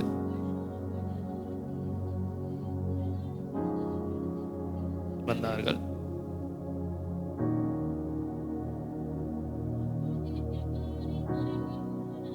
ஒருவனாகிய வந்து மார்க் 5 21 22 23 23 ஒருவர் வாசிங்க. என் குமாரத்தி மரண அவஸ்தைப்படுகிறாள், அவள் ஆரோக்கியம் அடையும்படிக்கு நீர் வந்து வையும் பிழைப்பான் என்று வேண்டிக் கொண்டான். இப்ப அவன் சொல்றான், நீர் வந்து என் மகள் மீது கை வையும், அப்பொழுது பிழைப்பாள் என்று வேண்டிக் கொண்டான். இப்ப 35 42 வரைக்கும் மாறி மாறி வாசிங்க. படிக்கிற பிள்ளைங்களாம் வாசிங்க. இந்த சைடு அவர் இப்படி பேசிக் கொண்டிருக்கையில் ஜெப ஆலய தலைவன் வீட்டிலிருந்து சிலர் வந்து மரித்து போனார், போதகரை வருத்தப்படுத்தீர் என்றார்கள்.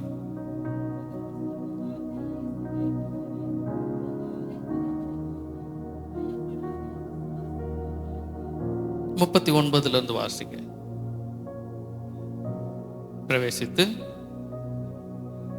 அடுகிறது என்ன என்றார். பார்த்து வெளியே போகும்படி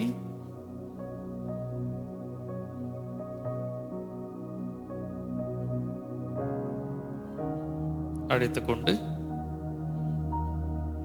பிரவேசித்து அடுத்த வருஷம் பிள்ளையின் கையை பிடித்து தலித்தாகுமி என்றார். போதும், சிறு பெண்ணே எழுந்துரு என்ற அர்த்தம். தொடர்ந்து எழுப்பின் போதும். இதுல வாசிக்கிறோம், இவன் எவ்விரு என்னவென்று சொல்லி இயேசுவானவரை அழைத்துக் கொண்டு போகிறான். அந்த பகுதியை மட்டும் வாசிங்க. அவரால் அடையும்படிக்கு நீர் வந்து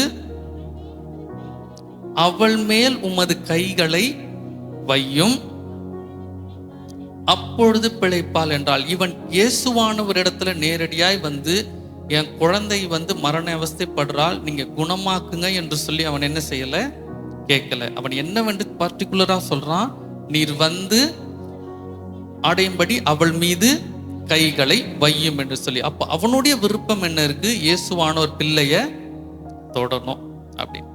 இப்ப கீழே வரும்போது வாசிக்கிறோம், அவர் எல்லாரையும் வெளியே போக சொல்லி பிள்ளையினுடைய கையை பிடித்து, இதுல வாசிக்கிறோம், இவன் சொன்னது பிள்ளையினுடைய கையை பிடித்தா சொஸ்தமாகிரும் என்று சொல்லி இயேசுவானவர் அதே போல பிள்ளையினுடைய கையை பிடித்து அவள் உடனே சொஸ்தம் என்று எழுந்தாள் என்று வாசிக்கல. என்ன நடக்கிறது அங்க? தலித்தாகுமி என்றார். அது முடிச்சிருங்க. அதற்கு சிறு பெண்ணே அப்ப அந்த பிள்ளை சுகமடைந்ததற்கு காரணம் என்ன? இவர் சொன்ன வார்த்தை. பிள்ளையே எழுந்திரு என்று சொன்ன இவருடைய வார்த்தை தான் மரித்த பிள்ளைக்கு என்ன செய்தது? ஜீவனை கொடுத்தது. இவர் கையை பிடித்ததற்கான காரணம் யவீரனுடைய விருப்பம். அது அவன் கையை பிடிக்கணும்னு ஆசைப்பட்டான். சரி, நீ விருப்பப்படுற, உன்னுடைய விருப்பத்திற்காக நான் கையை பிடிக்கிறேன். ஆனால் ஜீவன் எங்கிருந்து தான் புறப்பட்டு வரும்? என்னுடைய வார்த்தையிலிருந்து தான். அவன் கேட்காம இருந்திருந்தால் அவர் நேரடியாய் வீட்டுக்கு போய், ஒருவேளை நான் இப்படி யோசிக்கிறேன், தலித்தாகுமி என்று மட்டும் சொல்லியிருப்பார். ஏன்னா லாசருவை வெளியே வர சொல்லும் போது அவர் எப்படிதான் சொல்றார்? வார்த்தையை மட்டும்தான் அனுப்புறார். அவர் எல்லா இடத்திலும் சுகங்களுக்கு அவர் என்னதான் சொல்கிறார்? வார்த்தையை தான் கொடுக்கிறார். அதுதான் வாசிக்கிறோம். அவர் தலித்தாகுமி என்று சொன்ன வார்த்தை ஜீவனை கொடுத்தது. அப்போ கர்த்தருடைய வார்த்தை நம்முடைய வாழ்க்கையில ஜீவனை கொடுக்கக்கூடியது. ஜீவனை என்றால் முடிந்து போய் சொன்னது போல மரணம் முடிந்து போன, இனி வரவே வராது என்று சொல்லி இருக்கக்கூடியதான நிலைமை. சரீர பிரகாரமான மரணம் அல்ல. உலக காரியத்தில் இருக்கும்போது ஒருவேளை நம்முடைய பலனை எடுத்துக்கொள்வோம். இனி இந்த பலன் திரும்ப வர்றதுக்கு வாய்ப்பு இல்லை. ஒரு காலத்துல இருந்த பலன் அது முடிஞ்சிருச்சு. இனி இந்த பலன் வராது, இனி இந்த வசதி வராது, இனி இந்த சுகம் வராது, இனி இப்படிப்பட்ட வேலைகள், இனி இப்படிப்பட்ட வாய்ப்புகள் வராது. சில நேரம் யோசிப்போம், இந்த ஆப்பர்ச்சுனிட்டி எனக்கு நீ திரும்ப வராது, அது ஒரு முறை வந்தது, இனி அப்படி இருக்கிறதுல இனி இருக்கிறத வச்சு பார்ப்போம் என்று சொல்லி எதையெல்லாம் முடிந்து போயிருக்கிறதோ, இறந்து போயிருக்கிறதோ, சந்தோஷமா இருக்கலாம், குடும்ப ஆசீர்வாதங்களா இருக்கலாம், நன்மைகளா இருக்கலாம், எல்லாவற்றுக்கும் மீண்டும் உயிர் கொடுக்கக்கூடியது கர்த்தருடைய வேத வசனம். அதுதான் வாசிக்கிறோம். கர்த்தருடைய வேத வசனம் ஜீவன் உள்ளது. அப்ப நமக்கு நினைவுல வர வேண்டியதெல்லாம், எதெல்லாம் இனி என் லைஃப்ல நடக்காது, நம்முடைய வாழ்க்கையில முடியாது என்று நினைக்கிறோமோ அப்பொழுதெல்லாம் என்ன வரணும்? முடிஞ்சு போனதை மீண்டும் உயிர் கொடுப்பதற்கு வேத வசனம் ஒன்று இருக்கு. அது ஜீவன் உள்ளது. அதை நான் வாசிக்கும் பொழுது, அதை நான் கடைபிடிக்கும் பொழுது கர்த்தர் ஜீவனை கொடுக்கக்கூடியவர். இன்னொரு காரியத்தை பார்க்கலாம். எபிரேயர் 1:3 வாசிங்க.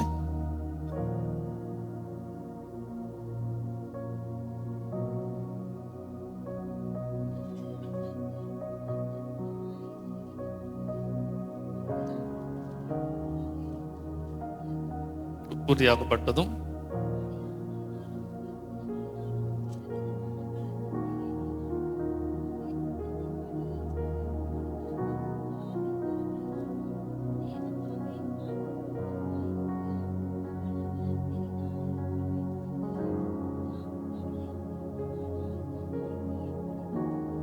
எபேசியர் 1:3 வாசிங்க. எபேசியர் 1:3 வாசனம்.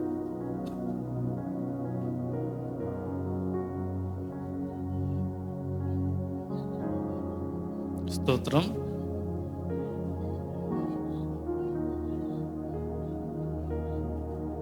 ஆவிக்குரிய சகல ஆசீர்வாதத்தினாலும் நம்மை ஆசீர்வதிக்கிறார். நான் சொன்னது போல ஆசீர்வாதம் என்றால், இப்ப என்ன கேட்டான ஆசீர்வாதம் என்று சொன்னால், நான் முன்பதாக சொன்னது போல எனக்கு ஒரு பைக் இருக்கு, சபைக்கு இப்ப இந்த கேமரா இருக்கு, இல்லை இன்னும் கொஞ்ச நாள் பொறுத்து இன்னும் வேற கேமரா ஒன்று வாங்குறோம், இல்லை இந்த கீபோர்டு எடுத்துட்டு இன்னும் புது கீபோர்டு வாங்குறோம், கட்டடத்தை நம்ம ரெனோவேட் பண்றோம். இது எல்லாம் கர்த்தர் கொடுப்பது தான்.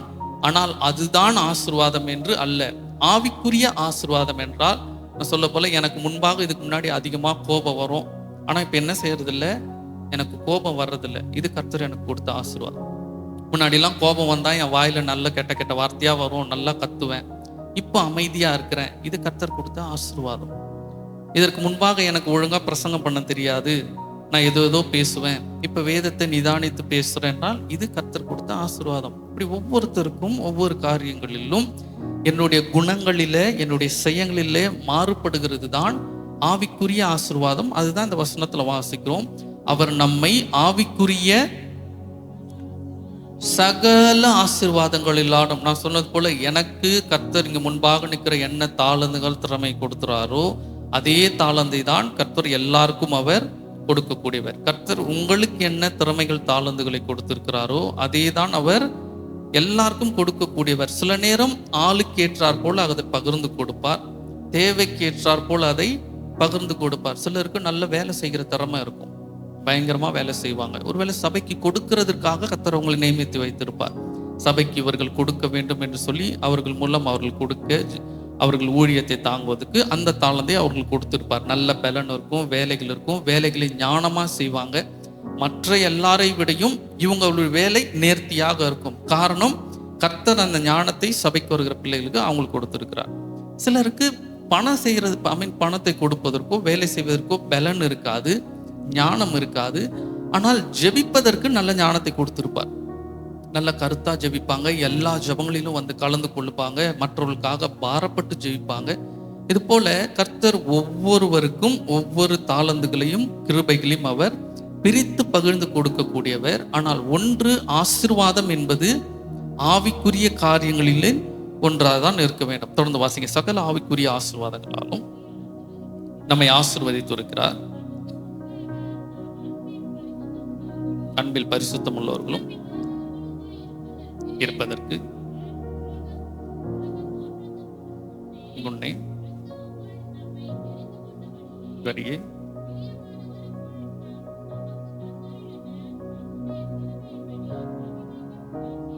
யாக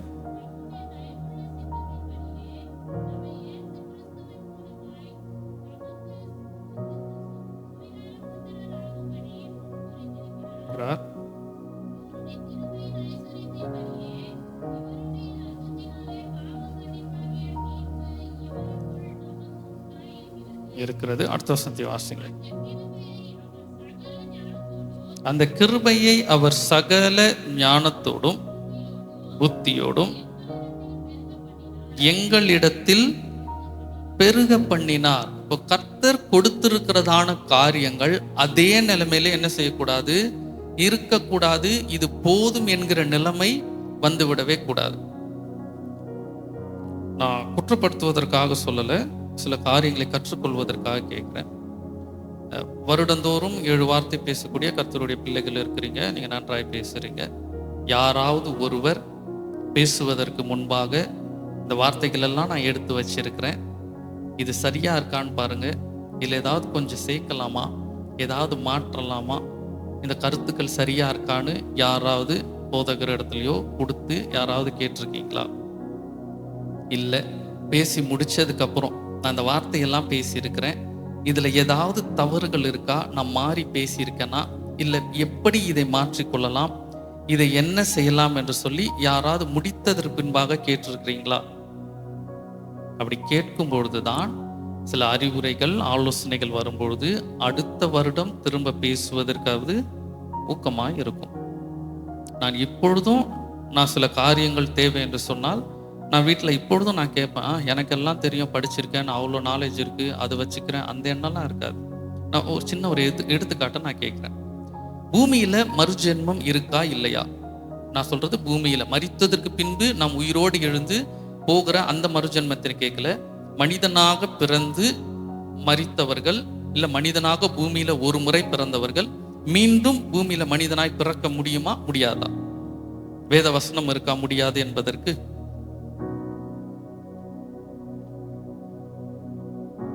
சரி, நான் ஒரு கேள்வி கேட்கிறேன். எலியா மரித்து போகிறார். திரும்ப யோவான் ஸ்நானகனை குறித்து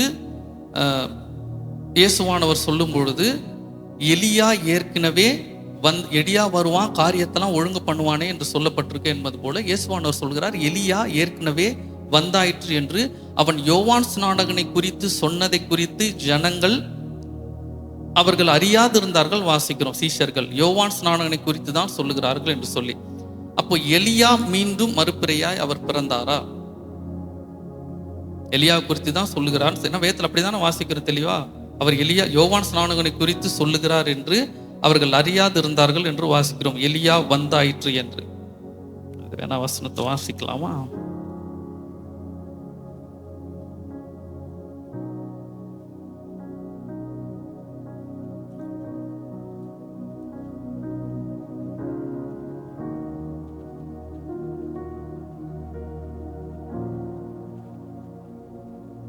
வாசிங்க. மத்தேயு 17:11 அதிகாரத்தை வாசிங்க.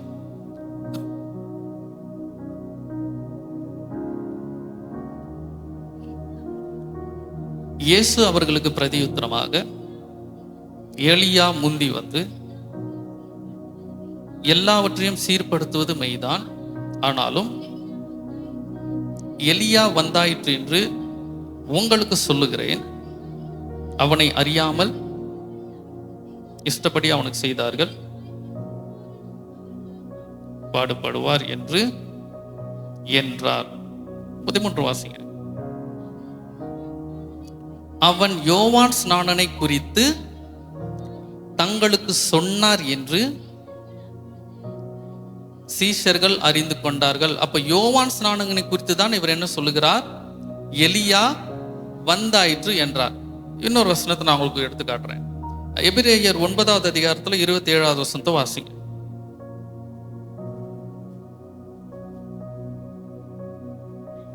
அன்றியும் ஒரே தரம் மரிப்பதும்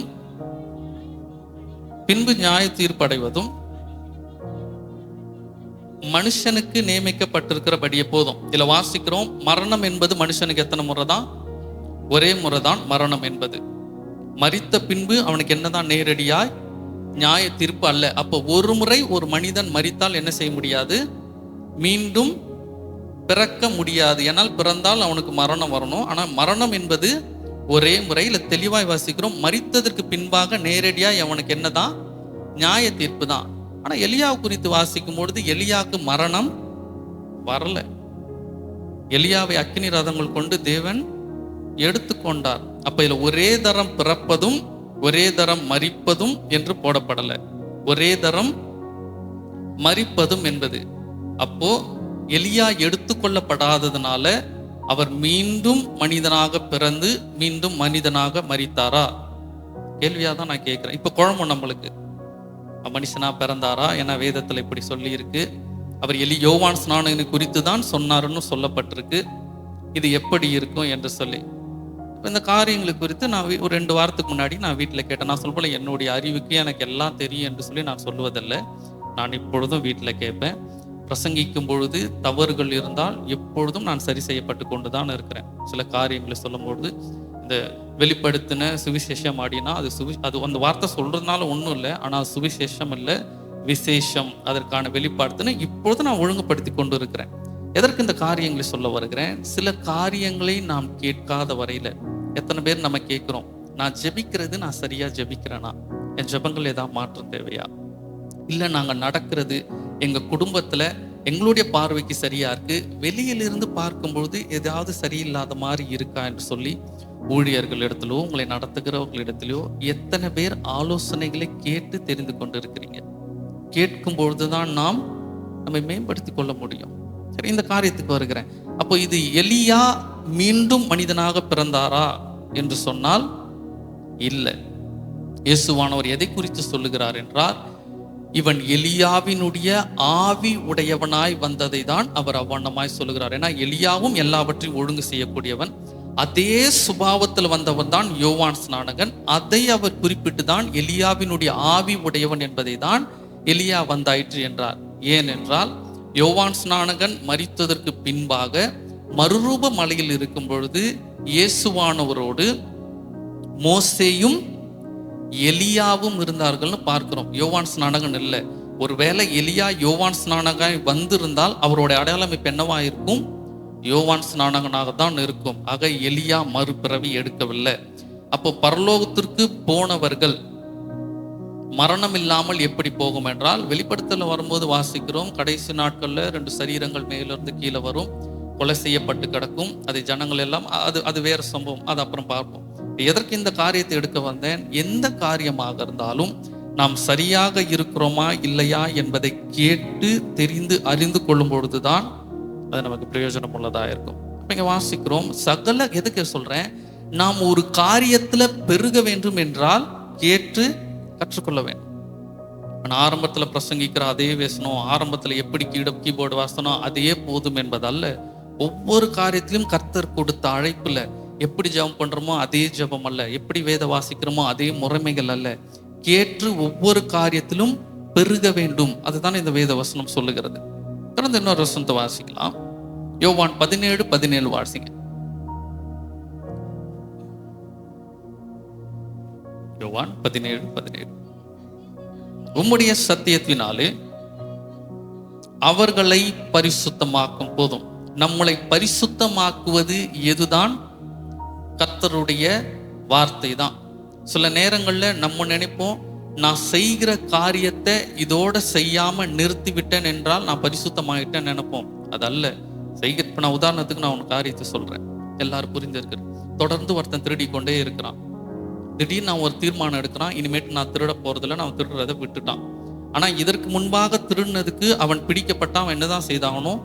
தண்டனை அனுபவிச்சு தான் ஆகணும். அவங்க சொல்ல முடியாது, இந்த தேதியிலேருந்து நான் திருடுறதை விட்டுருங்கன்னா விட மாட்டாங்க.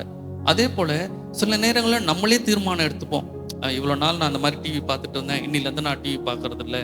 இவ்வளோ நாள் நான் குடிச்சிட்டு இருந்தேன், தவறான பழக்கம் பண்ணிட்டு இருந்தேன், இன்னிலேருந்து அதை நான் விட்டுட்டேன்னா, விட்டதும் நம்ம பரிசுத்தமாயிட்டோம் நம்ம நினைப்போம். இல்லை, அந்த காரியத்தை செய்யாமல் விட்டு இருக்கிறோம், அவ்வளவுதான். ஆனால் நம்மை பரிசுத்தப்படுத்துவது எதுதான்? வேத வசனம் தான். வாலிபன் தன் வழியை எதனால் சுத்தம் பண்ணுவான்? கர்த்தருடைய வார்த்தை தான். வாலிபன் மாத்திரமல்ல, இங்க வாசிக்கிறோம், நம்மை சுத்தப்படுத்துவது, நம்மை பரிசுத்தப்படுத்துவது வேத வார்த்தை. அப்போ ஒரு தவறு செய்துட்டோம், நமக்குள்ள ஒரு குற்ற உணர்ச்சி வந்து விட்டது என்றால், அதிலிருந்து மாறுவதற்கு, அதிலிருந்து விடுதலை பண்ணுவதற்கு, நம்மை பரிசுத்தப்படுத்துவதற்கு எது தேவையா இருக்கிறது? வேத வசனம். ஒரு காரியத்தையும் வாசிக்கலாம். 119வது சங்கீதத்துல 105வது வசனத்தை வாசிங்க. 110. தீபமும் என் பாதைக்கு வெளிச்சமும் மாட்டிருக்கிறது. சுருக்கமா சொல்லணும்னா, நான் எப்படி நடக்க வேண்டும் என்று எனக்கு வழிகாட்டக்கூடியது இதுதான் வேத வசனம் தான். வேத வசனம் எப்படி? நான் வேலை செய்கிறேன், நான் தொழில் செய்கிறேன், நான் படிக்க போறேன், காலேஜுக்கு போறேன், வேத வசனம் எப்படி எனக்கு வழிகாட்டும்? வேத வசனம் எப்படி வழிகாட்டும்? எப்படி நடந்து கொள்ள வேண்டும் என்கிற முறைகளை வேத வசனம் கற்றுக்கணும். ஒருவேளை நீங்க நீதிமொழிகளை பார்த்தீங்கன்னா, ஒவ்வொரு அதிகாரத்திலும் ஒவ்வொரு நாளைக்கு ஒவ்வொன்றும் வாசித்து பாருங்க. அந்த நாளுக்கு தேவையான வார்த்தைகள் உங்களுக்கு அங்க இருக்கும். வேதத்தை திறந்த போது இருக்கும், மூடன் தனக்குள்ளதையெல்லாம் வெளிப்படுத்துகிறான், ஞானி தனக்குள்ள அடக்கி வைக்கிறான்னு இருக்கும். இந்த வசனத்தை நீங்க படிச்சுட்டு போனீங்கன்னா, அப்போதான் ஆஃபீஸ்ல நடக்கிறதான அங்க அந்த பொருள் எல்லாம் நம்ம கிட்ட பேசுவாங்க. இல்லை அக்கம் பக்கத்துல வந்து அடுத்தவங்க கதையை நமக்கு பேசுவாங்க. அன்னைக்கு தான் ஒரு ஃபோன் வரும், ஏதாவது அவங்களை குறித்துன்னு பேசுவாங்க. இப்போ இந்த வேத வசனம் நான் நடக்கிற வழி எனக்கு காமிக்கும். என்ன சொல்லும்? எனக்கு எல்லா விஷயமும் தெரிஞ்சிருக்கும், எனக்கு தெரியாமலாம் இல்லை. ஆனாலும் நான் என்ன சொல்லக்கூடாது? அதை என் வாயினாலும் சொல்லக்கூடாது. ஏன்னா வேத வசனம் சொல்லியிருக்கு, நீ மனசுக்குள்ள வச்சுக்கோ. உனக்கு தெரிஞ்சாலும் அதை என்ன செய்ய வேண்டாம், நீ சொல்ல வேண்டாம். இதுதான் வேத வசனம் வழிகாட்டுவது. அப்ப நான் என்ன நடக்கணும், எப்படி நடக்கணும் எனக்கு தெரியலையேன்னா வேத வசனத்தை ஓபன் பண்ணுங்க, ஜெபிங்க, கர்த்தர் வார்த்தை கொடுப்பார். நீ ஒருவேளை சில நேரம் இருக்கும், ஒரு காரியத்தை எதிர்பார்ப்போம், அது எப்படி நடக்கும்னு தெரியல. வேத தெரிஞ்சா ஒரே ஒரு வார்த்தை இருக்கும், விசுவாசம் உள்ளவனா இரு. அவ்வளவுதான். நம்ம செய்ய வேண்டியது கர்த்தர் செய்வார்ன்ற விசுவாசம். வழியை வகுக்க வேண்டியது கர்த்தருடைய கரத்துல. அப்ப அடுத்த காரியம் நம்முடைய வேத வசனம் நமக்கு வழிகாட்டக்கூடியதா இருக்கிறது. தொடர்ந்து ஏசாயா 55:11 வாசிங்க.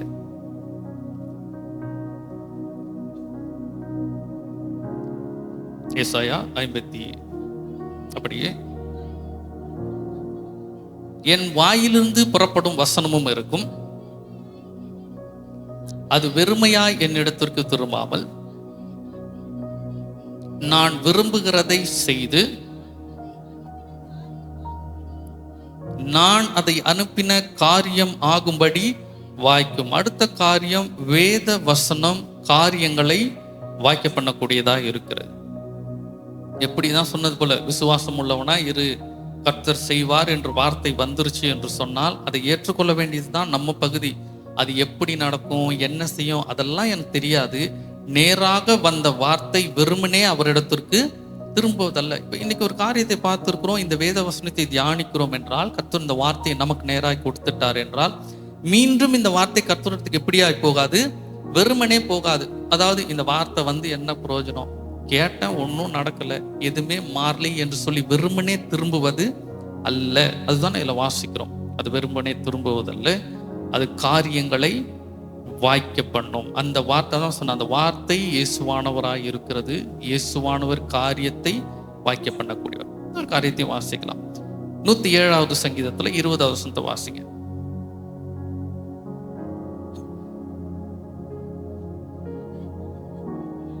வசனத்தை அனுப்பி, இதுல வாசிக்கிறோம், அவர் மருத்துவர்களை அனுப்பி, அவர் மருந்துகளை அனுப்பி, அவர் ஆரோக்கியமான உணவுகளை அனுப்பி என்றெல்லாம் போடல.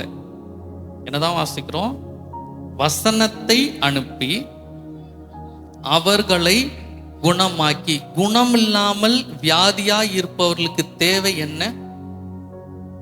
வேத வசனம். மருந்து தேவையில்லையானா மருந்து தேவைதான். ஒருவேளை மருந்தே இல்லைனாலும் கர்த்தரால குணப்படுத்த முடியும். வேத வசனம் இல்லாதபடி எவ்வளவு மருந்துகளை எடுத்துக்கொண்டாலும் சில நேரம் குணமே கிடைக்காது. எவ்வளோ மருந்து மாத்திரை சாப்பிட்றங்க, காலத்துக்கும் சாப்பிட்டுட்டு இருக்கேன், ஒன்றும் மாறல, இப்படியே தான் இருக்கு. இப்படி எத்தனையோ பேரை நம்ம கேள்விப்பட்டிருக்கிறோம். மருந்து மாத்திரைகள் கொடுத்தும் பயனில்லாதபடி போனவர்களையும் பார்த்திருக்கிறோம். இப்ப இதுல வாசிக்கிறோம், வியாதியாய் இருப்பவர்களுக்கு கர்த்தருடைய வார்த்தை குணப்படுத்தக்கூடியதா இருக்கு. அப்போ தலைவலிக்குது, ஜுரம் இருக்கு, உடம்பு சரியில்லை, வியாதி வந்துருச்சு என்றால் கொஞ்ச நேரம் வீட்டில் அமர்ந்து வேதத்தை பிரித்து ஒரு 2 அதிகாரத்தையாவது படிச்சுட்டு மூடி வச்சிருங்க. ஏன்னா ஆண்டவர் சொல்லி இருக்கிறார், வார்த்தையை அனுப்பி குணமாக்குவேன்னு சொல்லியிருக்கீங்க. நமக்கு என்ன இருக்கும்? உடம்பு முடியலன்னா கொஞ்சம் வீட்டுக்கு போயிட்டு சாப்பிட்டுட்டு கொஞ்ச நேரம் என்ன பண்ணிடலாம்? படுத்து தூங்கிடலாம். இல்லைன்னா பலவீனமா இருக்கும்பொழுது நம்ம என்ன செய்வோம்? ஜெபம் பண்ணுவோம். நம்ம ஜெபிப்போம், கர்த்தாவே முழங்கால் படிட்டு எனக்கு இது குணம் பண்ணுங்க, சரி பண்ணுங்கன்னு சொல்லுவோம். ஜெபம் குணப்படுத்தும் தான். ஆனால் இங்க தெளிவாய் வாசிக்கிறோம். அந்த வசனத்தை வாசிங்க. தமது வார்த்தையை அனுப்பி. அப்ப இந்த வார்த்தையை அனுப்பி என்றால் தேவன் இந்த வார்த்தை, இந்த வசனத்தை நம்ம இடத்துல கொடுத்து விட்டார். பைபிள் நம்ம கிட்ட இருக்கு. எடுத்துக்க வேண்டியது நம்முடைய பகுதி. அனுப்பி அவர்களை குணமாக்கி,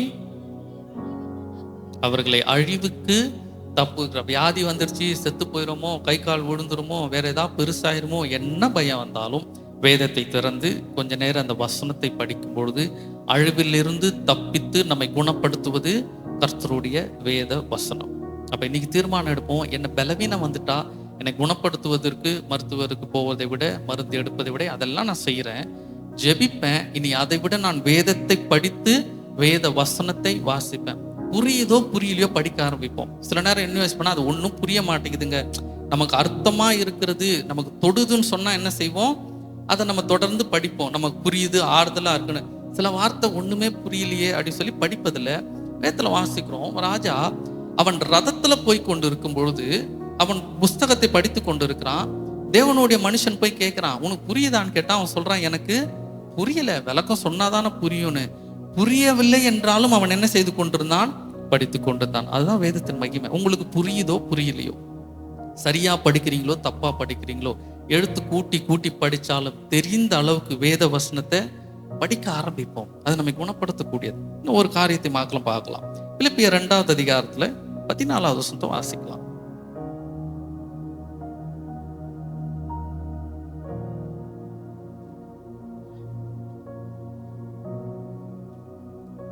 ஆமா 14 தான்.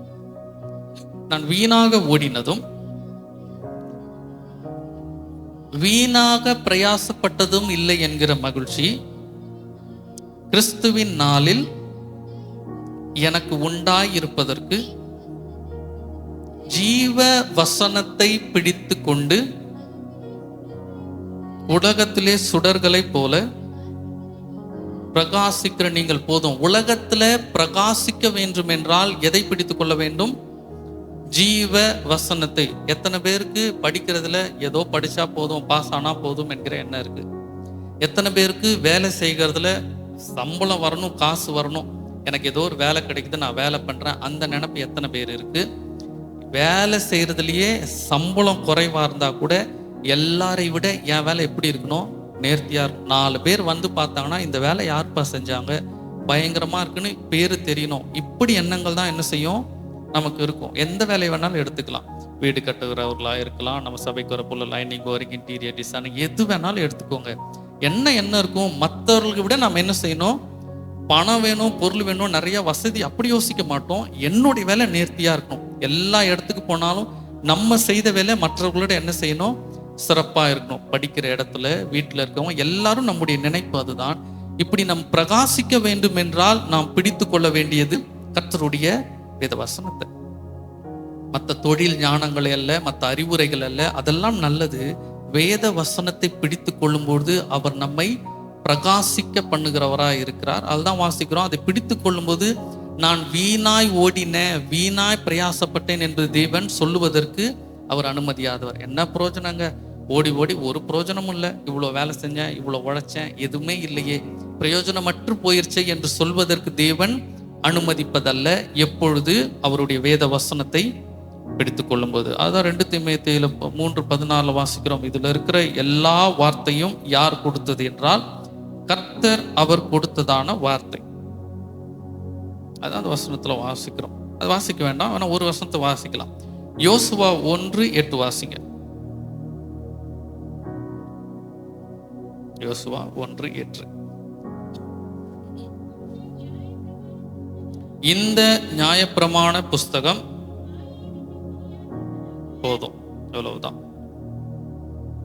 வேதத்தை வாசிப்பதற்கு, வேதத்தை சொல்லுவதற்கு இன்னொரு காரியத்தில் வாசிக்கிறோம்.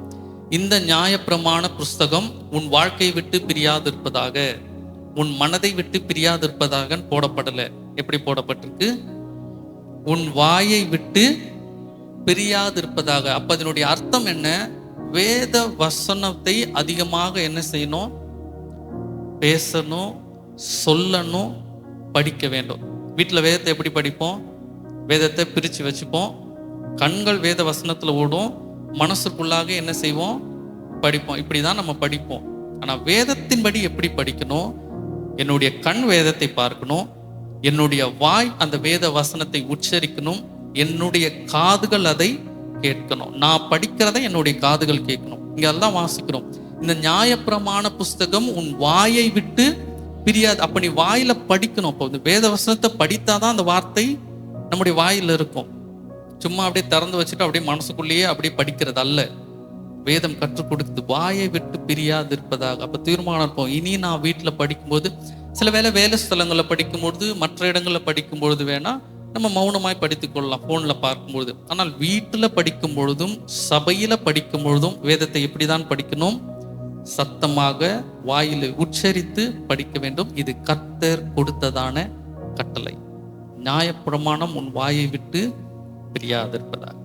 முன்னாடி சொன்னது போல கர்த்தருடைய வேதத்தில் இரவும் பகலும் தியானமாய் இருக்கிற மனுஷன் பாக்கியவான். அதனால வேத வசனம் போல வேத வசனம் நமக்கு ஜீவனை கொடுக்கக்கூடியது, அது நம்மை தாங்கக்கூடியது, அது நம்மை பரிசுத்தப்படுத்தக்கூடியது, நமக்கு வழிகாட்டக்கூடியது, நம்மை குணப்படுத்தக்கூடியது, நம்மை பிரகாசிப்பிக்கக்கூடியதாக இருக்கிறது. இந்த காரியங்கள் எல்லாம் வைப்போம். தொடர்ந்து இந்த வேத வசனத்தை படிப்போம், இந்த வேத வசனத்தை பிடித்துக் கொள்வோம். கர்த்தர் நம்மை ஆசீர்வதிப்பார். நம்ம எல்லாரும் அப்படியே கண்களை மூடுவோம்.